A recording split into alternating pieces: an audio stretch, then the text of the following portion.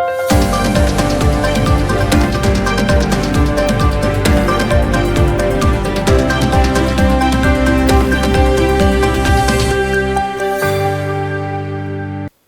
मी Priyanka. Shankhnath news चॅनलच्या मराठी बातमीपत्रात आपलं स्वागत करते. पाहुयात आजच्या काही मुख्य बातम्या. भारतीय राज्यघटनेवर आधारित चित्रपट 26 नोव्हेंबर नागपुरात चित्रित केला जात आहे. या चित्रपटाची संपूर्ण शूटिंग नागपूर आणि आजूबाजूच्या लहान गावांमध्ये केली जात आहे. बुटीबोरी मोहगाव जवळील गायकवाड पाटील कॉलेजमध्ये देखील या चित्रपटाचे काही भाग शूट केले जात आहेत. या चित्रपटात पॉलिटिकल लीडरची निगेटिव्ह भूमिका साकारणारे आणि खलनायक म्हणून देशभर प्रचलित असलेले लोकप्रिय अभिनेते सयाजी शिंदे यांची देखील महत्त्वाची भूमिका आहे. या चित्रपटात साकारत असलेल्या त्यांच्या भूमिकेबद्दल त्यांच्याशी बातचीत केली आहे आमचे शंखनाथ न्यूजचे प्रतिनिधी सनी भोंगाडे यांनी. भारतीय घटनेचे शिल्पकार डॉक्टर बाबासाहेब आंबेडकर यांनी तयार केलेल्या भारतीय संविधानावर आधारित 26 नोव्हेंबर चित्रपट जो आहे तो नागपूरमध्ये त्याचं चित्रीकरण होत आहेत आणि त्यासाठी चित्रपट अभिनेते जे आहेत सयाजी शिंदे नागपूरला आलेले आहेत ते आता आपल्यासोबत आहेत.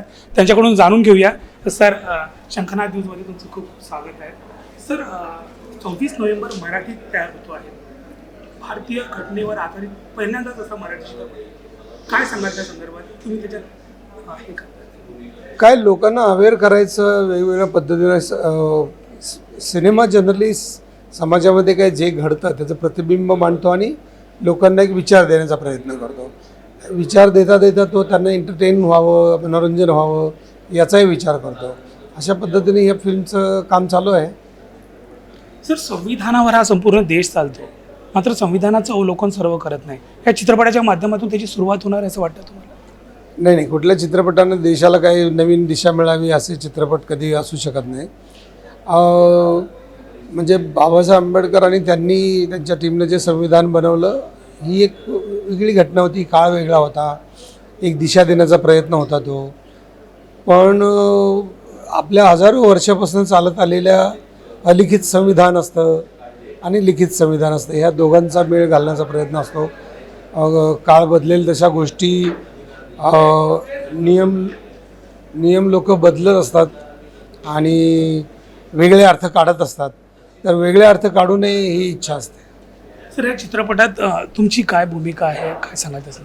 एका पॉलिटिशियनची भूमिका आहे जो समाजामध्ये चालतं आहे, त्याचं तो प्रातिनिधिक स्वरूपाचं काम आहे. समाजामध्ये चालते ते मी करायचा प्रयत्न करतो आहे. आणि ज्या सत्य घटनेत आता जे काय चाललेलं राजकारण आहे त्यातलाच हा एक पार्ट आहे. सर, एक निगेटिव्ह आर्टिस्ट म्हणून तुमची एक छवी आणि अत्यंत लोकप्रिय आहे. संपूर्ण देशात तुमची खूप लोकप्रियता आहे. या चित्रपटात देखील निगेटिव्हच भूमिका आहे. निगेटिव्ह भूमिका असते ही पॉझिटिव्ह भूमिका उठून दिसण्यासाठीची असते. त्यामुळे ते निगेटिव्ह नसते, ती का करताना चांगलीच भूमिका असते. सर, जसं तुम्ही म्हटलं की या चित्रपटात तुमची एक पॉलिटिशियनची भूमिका आहे. सर, 2009मध्ये गोष्ट छोटी डोंगरा एवढे एक चित्रपट आलं होतं. त्या चित्रपटात देखील तुम्ही मुख्यमंत्र्यांची भूमिका केली होती. सर, थोडंसं त्या चित्रपटाबद्दल सांगाल काय? नाही, त्या काळात शेतकऱ्यांच्या आत्महत्या आणि शेतकऱ्यांचे दुःख ह्याच्यावरती आता दरवर्षी 10 सिनेमा त्याच्यावरती येतात. म्हणून काही शेतकऱ्यांच्या आत्महत्या बदलल्यात का, त्यांचं दुःख कमी झालं आहे किंवा तसं काही नसतं. हे घडत असतात सिनेमे, करायचे असतात, बघणारे लोक असतात. बेसिकली ते एंटरटेनमेंट आहे. सर, तुम्ही नागपूरमध्ये आले आहात, नागपूरबद्दल काय सांगाल? मागे 2-3 दिवसांपासून तुम्ही आहात, कसं वाटलं तुम्हाला?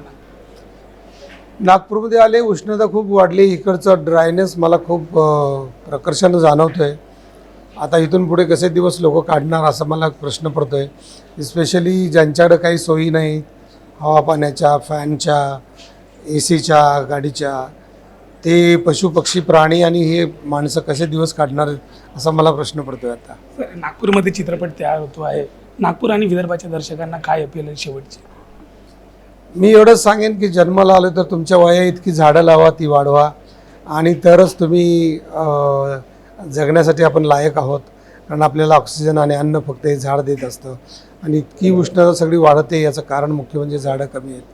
तर बाकी सगळंच मनाचे खेळ आहेत, पण झाडं तेवढी खरी गोष्ट आहे. सर, चित्रपट 26 नोव्हेंबर नाव आहे, तर 26 नोव्हेंबरपर्यंत रिलीज होण्याचा काही हे आहे मला? नाही, ते निर्माते आणि दिग्दर्शक मिळून ठरवतील. त्यांचं काय प्लॅनिंग आहे ते मला नक्की माहिती नाही. तर आपण बघितलं की लोकप्रिय अभिनेते जे आहेत सयाजी शिंदे आपल्यासोबत होते. नागपूरमध्ये ते आले आहेत. चित्रपटाचं चित्रीकरण सुरू आहे आणि हा चित्रपट जो आहे तो 26 नोव्हेंबरपर्यंत रिलीज करण्याचा निर्मात्यांचा जो आहे तो उपक्रम आहे. तर आपण बघूया आणि नागपूरकरांनी देखील या चित्रपटाला साथ द्यावी अशा प्रकारची प्रतिक्रिया त्यांनी दिली आहे. कॅमेरा पर्सन प्रवीण दुपारेसह सनी भोंगाडे, शंखनाद न्यूज, नागपूर. देशभरात लोकसभा निवडणुकीचे वारे वाहण्यास सुरुवात झाली आहे. त्यामुळे सर्व लहान मोठे पक्ष आपापल्या पद्धतीने मतदारांचे मत परिवर्तन करण्याच्या प्रयत्नात लागले आहेत. आंबेडकर राईट पार्टी ऑफ इंडियाचे राष्ट्रीय अध्यक्ष विजय मानकर यांनी देखील पत्रकार परिषदेच्या माध्यमातून आपली राजकीय आणि सामाजिक भूमिका सामान्य जनतेपर्यंत पोहोचविण्याचा प्रयत्न केला. मेन विषय यह है कि नागपुर और रामटेक लोकसभा में कैंडिडेट्स की घोषणा हुई, जिसमें नागपुर में मैं स्वयं जो है वो इलेक्शन में जो है वो खड़ा रहूँगा. रामटेक से जो है वो प्रमोद खोब्रागड़े जी हमारे कैंडिडेट होंगे. महाराष्ट्र की 20 सीटों पर Ambedkar right party of India के कैंडिडेट होंगे. देश में 20 स्टेट्स में 125 सीटों पर एपीआई के कैंडिडेट्स होंगे. ये मेन एजेंडा था. दूसरा जो है, हमने जो पॉलिसी को डिक्लेयर किया, वो पॉलिसी जो है हिंदी को जो है, इंग्लिश वर्जन ऑलरेडी हम 1 महीना पहले डिक्लेयर कर चुके हैं. ये नीतियों का एक ब्रीफिंग था. और ईवीएम पर जो हमारी लीगल एक्शन चल रही है, वो जो हम ईवीएम को चुनाव कर रहे हैं लीगली, वो इसका ब्रीफ सब्जेक्ट था. महायुतीमध्ये असणारे शिवसेनेचे आमदार परत उद्धव ठाकरेंकडे जाणार नाहीत असा विचार करणे ही मुंगेरी लाल के हसीन सपने म्हटले पाहिजे, असा टोला भारतीय जनता पक्षाचे प्रदेशाध्यक्ष चंद्रशेखर बावनकुळे यांनी माध्यमांशी बोलताना लगावला. बावनकुळे म्हणाले, उद्धव ठाकरे व त्यांच्यासोबत असणाऱ्या लोकांना आजही दिवा स्वप्न पडते. याचेच आश्चर्य आहे. मुख्यमंत्री एकनाथ शिंदे भाजपाने 20 जागा जाहीर केल्या आहेत. 51% मतं कशी मिळतील यासाठी उद्या बैठकीत नियोजन करणार आहेत. ज्या जागांवर एकमत झाले आहे त्या जागा घोषित करण्याची सहकारी पक्षांना मुभा आहे. महायुतीने तिन्ही नेते एकत्र येतील व लवकरच उर्वरित जागांवर एकमत होईल. भंडारा, गोंदिया आणि गडचिरोली या जागा भाजपाच्याच आहेत. त्यावर भाजप महायुती एकत्र लढणार आहे. दरम्यान पंतप्रधान नरेंद्र मोदी यांच्या विकसित भारताच्या संकल्पाला साथ देण्यासाठी मनसे नेते राज ठाकरे येत असतील तर त्यात वावगे काहीच नाही. उपमुख्यमंत्री देवेंद्र फडणवीस हे नागपूर जिल्ह्याचे पालकमंत्री आहेत. राजू पारवे यांना डीपीडीसी अंतर्गत असलेल्या प्रस्तावांच्या संदर्भात भेटले. पारवे यांनी मलाही फोन केला होता असे स्पष्ट केले. ॲडव्होकेट प्रकाश आंबेडकर हे आमच्या विचारांशी सहमत नाहीत. राजकारणात कायमचा शत्रू अथवा मित्र नाही. स्थानिक राजकारणामध्ये काही मतभेद असतात. विजय शिवतारे व अजित पवार यांच्यातील वाद व मतभेदही मिटतील. भाजपाचे राष्ट्रीय अध्यक्ष जे.पी. नड्डा 16 मार्चला सायंकाळी नागपूरला येणार असल्याची माहिती दिली. शंखनाद न्यूजसाठी ब्युरो रिपोर्ट. आंबेडकरजी हे त्यांच्या विचारावर काम करणारे नेते आहेत. ते आमच्या विचारावर काही येऊ शकतात का मला काही वाटत नाही. पण शेवटी राजकारणामध्ये कोणी परमनंट मित्र नाही, कोणी परमनंट दुश्मन नाही. पण विचाराची लढाई आहे. ते आपल्या विचाराकरता लढतात आणि त्यामुळं मला वाटतं की त्याच्या शक्यता फार कमी असतात. पण तरी राजकारणात काही होऊ शकतं. त्यांच्या महाविकास आघाडीत मला बोलण्याचा अधिकार नाही कोण कुठल्या जागा घ्याव्या. पण काँग्रेस पार्टी कधीही माननीय आंबेडकरजींना सहन करत नाही. काँग्रेस पार्टी अशी पार्टी आहे ज्या पार्टीने महामानव डॉक्टर बाबासाहेब आंबेडकरांचा पराभव भंडाऱ्यातून केला. काँग्रेस पार्टी ही नेहमीच कन्फ्युजनचं राजकारण करणारी पार्टी आहे आणि काँग्रेस पार्टी ही मागासवर्गीयावर अन्याय करणारी पार्टी आहे, आदिवासीवर अन्याय करणारी पार्टी आहे. 1000 उदाहरणं आपल्याला देता येतील. त्यामुळं आंबेडकरजी यांना ते कधीही सहन करणार नाही आणि त्यामुळं काँग्रेस पार्टीचा हा व्यक्तिगत राग आंबेडकरजी यांच्या परिवारावर आहे. त्यामुळे काँग्रेस पार्टी ही मला वाटत नाही की ते महाविकास आघाडीमध्ये त्यांना घेतील. जरी मोठमोठ्या पक्षांच्या पार्ट्या फुटून भाजपमध्ये गेल्या असतील, तरी बहुजन समाजाचे विविध पक्ष निर्माण झाले असतील, तरी देखील बऱ्याच मुद्द्यांवर बहुजन मतदाता आज देखील एक आहे. त्यामुळे हा समाज पूर्णपणे भाजपला सामील झाला असं म्हणणे उशीर होणार नाही. लोकसभेच्या निवडणुकीत हा बहुजन मतदाता मोठ्या पक्षांना त्यांची निश्चित जागा दाखवेल अशी प्रतिक्रिया बहुजन रिपब्लिकन सोशलिस्ट पार्टीचे संस्थापक अध्यक्ष सुरेश माने यांनी व्यक्त केली. शंखनाद न्यूजसाठी ब्युरो रिपोर्ट. बीआरएसपीची आज नागपुरात जी चुनावी रॅली आहे तिचं टायटलच चुनावी रॅली आहे. त्यामुळं आगामी होऊ घातलेल्या लोकसभेच्या निवडणुका त्या संदर्भामध्ये जनतेनं कुणाला मतदान करावं, कोणत्या मुद्द्यावरती करावं आणि कोणत्या मुद्द्यावरती करू नये हे स्पष्ट होणं गरजेचं आहे. आणि जेव्हा मी स्पष्ट होणं गरजेचं आहे असं म्हणतो, तेव्हा एका बाजूला BJP आपला धर्मांधता, भांडवलदारी समर्थक अशा पद्धतीचा अजेंडा पुढे रेटते, पण तेवढीच विरोधकाच्याकडून तेवढाच प्रचंड रेटा निर्माण होत नाही. आणि त्यामुळे सर्वसामान्य माणूस हा एका संभ्रम अवस्थेमध्ये असतो. त्याला दिशा देण्यासाठी आजची BRSPची ही रॅली आहे. आणि मग निवडणूक धोरण सुद्धा त्यातून मांडता येईल.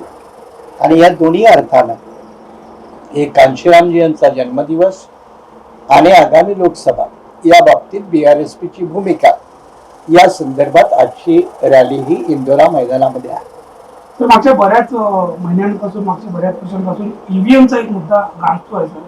ईव्हीएम विरोधात बरेच आंदोलन होत आहेत. काय तुमची प्रतिक्रिया त्याच्यावर? जी काय आंदोलनं होत आहेत ती अजून काय मोठी मास लेवलला होत नाहीत. EVM मध्ये घोटाळा आहे असं अनेक लोक व्यक्त करतात. इलेक्शन कमिशनला वारंवार स्पष्टीकरण द्यावं लागतं.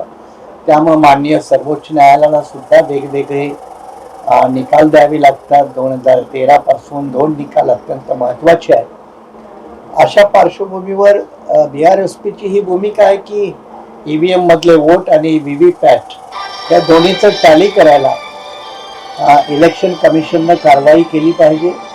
सुप्रीम कोर्टनं आदेश दिलेला आहे, परंतु रॅन्डम टॅली होणं वेगळं, 10% टॅली होणं वेगळं आणि 100% टॅली होणं वेगळं. जर देशातील जनतेच्या मनामध्ये लोकशाही प्रक्रियेबद्दल जर शंकाच निर्माण होत असेल तर ती शंका दूर करणं हे सरकारचं आणि निवडणूक आयोगाचं दोघांचं काम आहे. ते त्याने केलं पाहिजे. सर, बहुजनांची जी पक्ष आहेत वेगळे वेगळे निवडणूक लढतात. बहुजन जो मतदार आहे सर, तो कुठेतरी गोंधळीत आलेला आहे. त्या संदर्भात काय सांगा? एक असं आहे की हा जो प्रश्न आहे तो विविध राज्यामध्ये वेगवेगळ्या स्तरावरती आहे. आता उदाहरणार्थ तामिळनाडू मधला बहुजन मतदार हा अजिबात गोंधळलेला नाही. तो त्याने ठरवलेला आहे मी कुणाला मतदान द्यायचं. तसं बिहार मधला बहुजन मतदार हा आता 2 थरामध्ये विभागलेला आहे. उत्तर प्रदेश मधला मतदार हा आता 3 थरामध्ये विभागलेला आहे. म्हणजे त्यानं सपाला मतदान करावं की बसपाला करावं की BJPला करावं. पण आता बंगालमध्ये तशी काही परिस्थिती नाही. महाराष्ट्रामध्ये आपली जी शोकांतिका आहे की महाराष्ट्रामध्ये पूर्वीसारखा एखादा सक्षम पॉवरफुल नेता ना दलितांच्याकडे आहे, ना आदिवासींच्याकडे आहे, ना ओबीसींच्याकडे आहे, ना भटक्या विमुक्तांच्याकडे आहे, जो आदिवासीची वोट बँकवरती कंट्रोल करू शकतो. ती परिस्थिती नसल्यामुळे मग मतदार हा सैराभैरा होत असतो. आणि मग ज्या पार्टीशी तो जुडलाय तो त्यांच्याशी मतदान करून विभक्तच्या प्रक्रियेला जातो. पण आता कमीत कमी त्याच्यामध्ये एक सूत्रपणा 2-3 मुद्द्यावरती आहे. तो एक मुद्दा म्हणजे मगाशी मी ज्याचा उल्लेख केला की भारतीय लोकतंत्राच्या विरोधात असणारी व्यवस्था, त्याच्यावरती तो एकमत आहे. भारतीय राज्यघटना संरक्षण, त्याच्यावरती तो एकमत आहे. या 2 मुद्द्यावरती तो एकमत आहे. त्यामुळे बहुतांशी मतदार हा अँटी BJP वोटर आहे. तो प्रो BJP वोटर नाही, पण तो अँटी BJP वोट हे एकत्रित करणं, कन्सॉलिडेट करणं हे जे विरोधी पक्षाचं काम आहे ते त्यांचं अपयश आहे. त्यामुळे तो मतदार हा विखुरला जातो. तो मतदाराचा दोष नाही. BJP विरोधात जी आघाडी बनवणारे लोक आहेत त्यांनी अँटी BJP वोटर हा एकत्रित ठेवला पाहिजे. हे त्यांचं कौशल्य आहे. मग महाराष्ट्रामध्ये काँग्रेसचा आहे, राष्ट्रवादी काँग्रेसचा आहे, उद्धव ठाकरे शिवसेनेचा आहे. तर हे त्यांना जमायला हवं. ते जर आपली तीच पारंपरिक भूमिका घेऊन जर पुढे जात असतील आणि आमच्याशिवाय इथं कोणी असूच शकत नाही अशी जर भूमिका घेणार असतील तर त्यांच्या अँटी BJP भूमिकेला काहीही अर्थ नाही. Thank you sir. राष्ट्रीय स्वयंसेवक संघाच्या विजयादशमी 2025 पासूनच्या शताब्दी वर्षात अभ्यासक्रम आणि प्रशिक्षण वर्गात वर्तमान काळानुसार व्यवहार्य धोरणात्मक बदल होत आहेत. नागपुरात होणाऱ्या 25 दिवसीय तृतीय वर्ष वर्गाचे नामकरण आता कार्यकर्ता विकास वर्ग असे होणार आहे. राष्ट्रीय स्वयंसेवक संघाची अखिल भारतीय प्रतिनिधी सभा आज शुक्रवारपासून नागपुरात रेशीमबाग येथील स्मृती मंदिर परिसरात सुरू झाली. या निमित्ताने मनमोहन वैद्य यांनी ही माहिती दिली.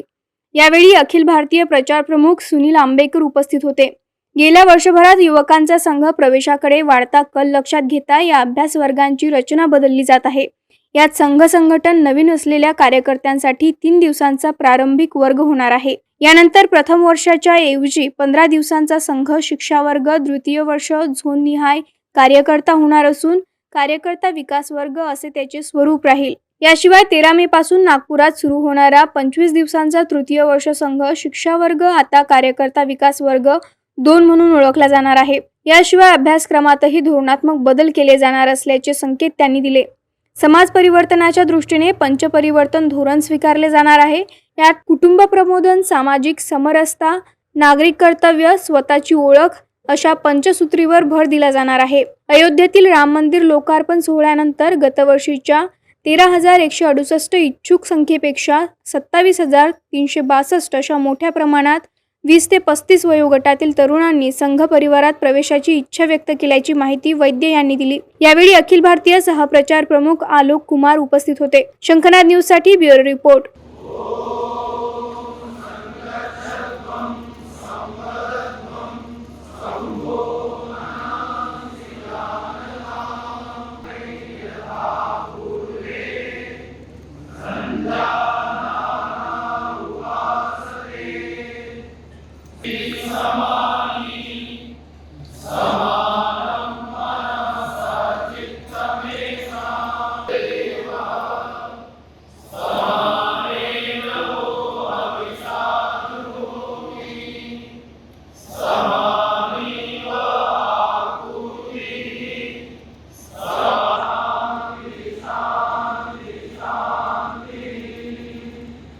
को विपरीत स्थिति में काम करने की आदत ही है और काम बढ़ रहा है सब कुछ, और धीरे धीरे ये अनरेस्ट निर्माण करने वाली शक्तियाँ थोड़ी कमजोर हो रही है. लेकिन यहाँ चर्चा नहीं होगी, लेकिन प्रत्येक प्रांत अपनी जो विशेष काम बताया गया उसमें स्वाभाविक उसका उल्लेख होगा कि भारत का 140 करोड़ समाज सारा हिंदू ही है. तो क्योंकि आपके पुरखे हिंदू थे, हमारी संस्कृति एक है और हमारी भारत माता है. वो संघ कार्य में, संघ शाखा में जिनको आप माइनॉरिटी कह रहे हैं, ऐसे लोग ऑलरेडी सक्रिय हैं और उनके मन में जो संघ के बारे में भय निर्माण किया जाता था, अब वो धीरे धीरे दूर हो रहा है. संघ के अधिक नजदीक आ रहे हैं, उनका सहभाग बढ़ रहा है. संदेश खाली को लेकर भी कोई प्रस्ताव आएगा? प्रस्ताव नहीं आएगा. मनमोहन जी, चलिए बस लास्ट क्वेश्चन अभी, क्योंकि बैठक के बारे में ज़्यादा प्रश्न ही नहीं, ऐसा मुझे लगता है. देशाच्या एकंदर मनमोहन जी, देशातल्या एकंदर आर्थिक सामाजिक स्थितीबद्दल आणि शेतकऱ्यांच्या स्थितीबद्दल यात कुठे चर्चा होऊन राहिलेली आहे का? कारण की एकही प्रस्ताव तुमचे नाही आहे म्हणून विचारतो. इस बैठक में नहीं होगी, कुठलीच चर्चा होणार नाही आहे. देशाच्या एकंदर अंतर्गत सुरक्षा सभी क्षेत्र में स्वयंसेवक काम कर रहे हैं समाज को साथ लेकर. चंद्रपूर शहराच्या तुकुम परिसरामध्ये असलेल्या A to Z घरगुती साहित्य विक्रीच्या मॉलला भीषण आग लागली. अग्निशमन दलाच्या आगीवर नियंत्रण मिळविण्याचे प्रयत्न सुरू आहेत. संपूर्ण परिसर आगीच्या भक्ष्यस्थानी पडण्याची भीती व्यक्त केली जात आहे. यात कोट्यवधी रुपयांचा माल जाळून राख झालाय. शॉर्ट सर्किटने पहाटेच्या वेळी ही आग लागली. हा अत्यंत घनदाट वस्तीचा भाग आहे. आजूबाजूच्या घरांनाही झळ पोचण्याची शक्यता आहे. लोक स्वतः आग विझविण्यासाठी प्रयत्नशील आहेत. चंद्रपूर मनपासह आसपासच्या अग्निशमन दलाच्या वाहनांना आग विझवण्याच्या कामी लावण्यात आले आहे. वरिष्ठ प्रशासन आणि पोलीस अधिकारी घटनास्थळी दाखल झालेत. नागरिकात महानगरपालिकेप्रती रोष दिसून येत असून शहराचा आसमंत या आगीच्या धुराने कालवंडून गेला आहे. शंखनाद न्यूजसाठी ब्युरो रिपोर्ट. यांना जे चौरी जे आहे जे मालक यांना आम्ही वारंवार भेटलेलो आहे. कंप्लेंट करत असताना घर बांधत असताना जागा तुम्ही बांधा वगैरे खूप बांधलेली आहे. आणि कन्स्ट्रक्शन जे आहे ते फायबरचं सगळेलं आहे, पण ते सुद्धा ऐकलेलं नाही. आमचं उलट त्यांनी आम्हाला धमकी दिली होती बांधकाम करत असताना. आता प्रशासन जबाबदार कोण जबाबदार आहे या बाबतीत? आणि जवळपास इथे आम्ही 50 जणांनी कंप्लेंट दिली होती. प्रशासनाला भेटलो पण होतं, महानगरपालिकेला भेटलो पण होतं याबाबत. तर याबाबत त्यांनी काही लक्ष दिलेलं नाही आहे. हे जबाबदार कोण आहे आता झाल्यावर?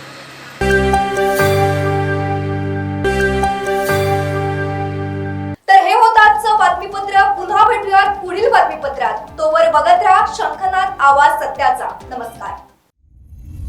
सर्व प्रकारच्या पाळीव प्राण्यांसाठी अत्यंत गुणकारी इनोटॉक्स पौष्टिक आहार.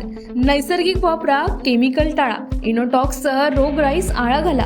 पशुखाद्य टेक्नॉलॉजिकल ऑडिटिव्ह उत्पादनासाठी महाराष्ट्रातील सर्व जिल्हे व तालुक्यात डीलर्स नेमणे आहे. अधिक माहितीसाठी संपर्क करा 8446662542 738777557.